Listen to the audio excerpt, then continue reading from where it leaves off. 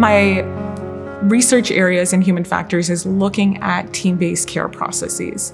Teamwork is really important in the diagnostic process. People have different backgrounds, different expertise, and they look at a clinical problem in different ways and bring that knowledge to share, to discuss, and that's really helpful then to getting to that timely, accurate diagnosis. My proposed project this year was looking at how to build effective teamwork in the diagnostic process, and specifically with primary care providers and clinical pathologists. They're separated across time and space, and I got really interested in how can we improve that type of teamwork where people aren't actually co-located.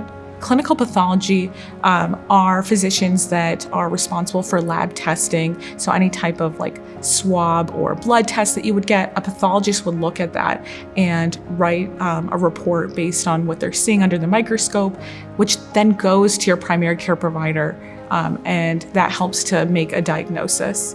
Based on interviews with primary care providers and clinical pathologists, we quickly merged to co-produce an electronic consult service for our healthcare institution, which will allow primary care providers to contact clinical pathologists when they have these test selection questions.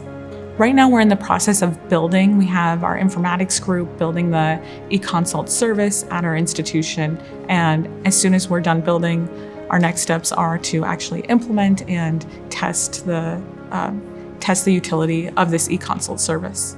The big thing that we took away this year was that clinical pathologists want to be involved in the diagnostic process. They want to be involved in helping primary care providers with two main tasks.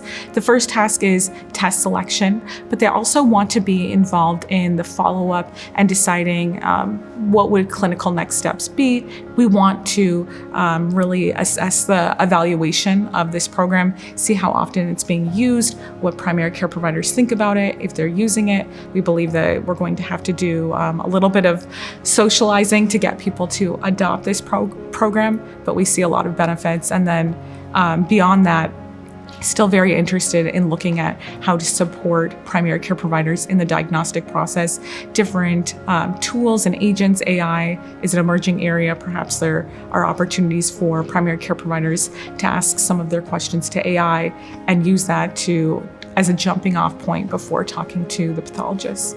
My hope is that we help primary care providers and get them involved in talking to these different consultative services.